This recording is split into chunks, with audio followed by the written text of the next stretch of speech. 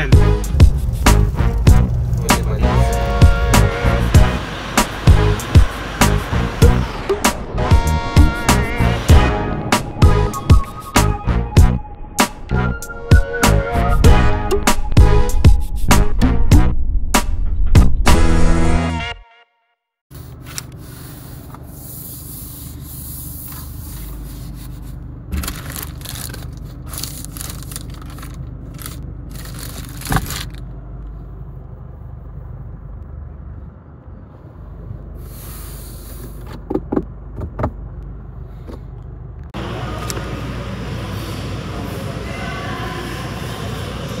Sa Terra natin na test drive, pakita ko sa iyo mamaya, sir.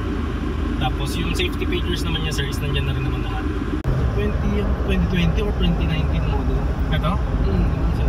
Mas maganda ang Mas maganda na yung bagong mas maganda ang suspension. Mas in-upgrade na yung suspension niya ngayon. Pero naka-coil spring ito. Coil spring din, sir. Medyo pag nasatisfy ka dito sa takbo niya, mas matutuwa ka dun sa kasi bago. kahit diesel, malakas ng mga takbo.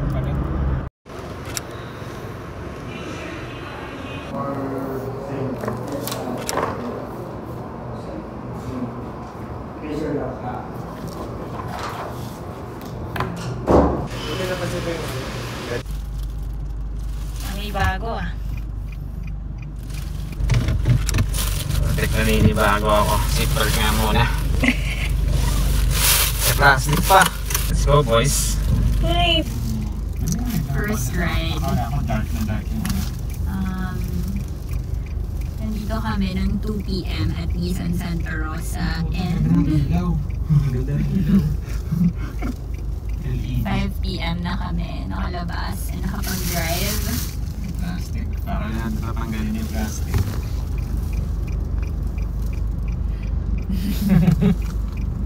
Hindi na po siya nakalabas. Kasi traffic dito.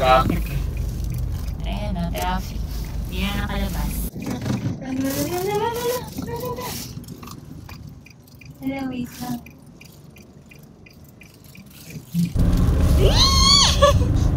Grabe naman yun. Lakas ng power. Lakas ng power. Saan ba yung gas? Shell daw. Ay, ito na, ito na. Ha? Oo. Sabi yung important, sagad. Gas PO. Libre yan. Diesel. May diesel. Power. Kanina parang wala kami gustong kainin. Pero ngayon gutom na po kami. Nakagutom pala yung release, no? Concentrate ako saan. Naiwan kasi namin yung isang car. So, nagpa-gas lang kami. Akala namin ang free gas is full tank. Ako lang, full tank ng gas PO. 250 pesos lang pala. So anyway, if you guys want to get the 2025 Nissan Navara VE, ang full tank niya is around 61. Ba't kasi may mga nag-over, babe? 61.5 liters. So naka around 4,500 pesos kami for a full tank gas. 957 kilometers ang full tank. Bali-bali ka naman. Sobrang layo.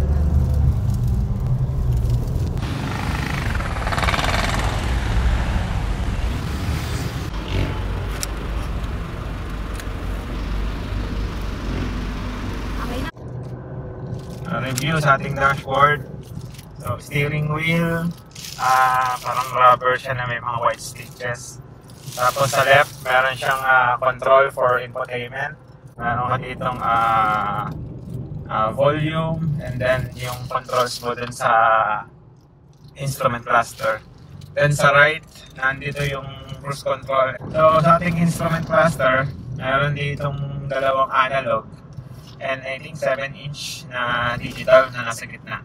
So, yan, maganda yung viewings niya. Meron ka mini screen dito sa may gitna. Yan o.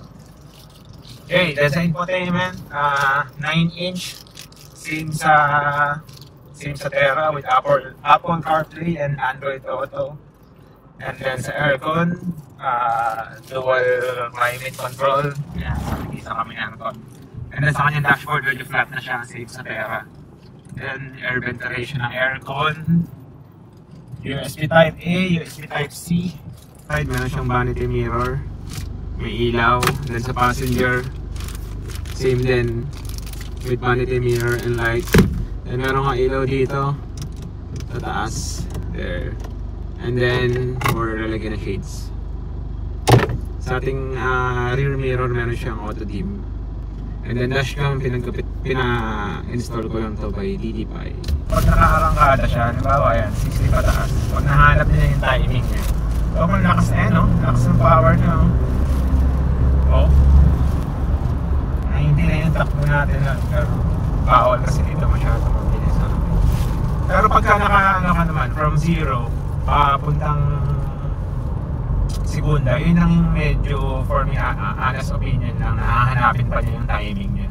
Kumbaga sa diesel, papainitin pa niya ng konti. Pero pag nakaarangkada na siya, mabilis na yung power niya. Kaya napaganto. So, yun lang. Medyo may kunik-ingay yung makina pagka from papuntang segunda, primera segunda yan. Pero pag nahanap yung El Tiempo na yan, mabilis na siya. So, yun yung feedback ko dito sa driving. So, comfort naman, zero gravity. Komportable siya. Mas komportable sa mga, for me, parang SUV na yung ano niya, yung comfort niya.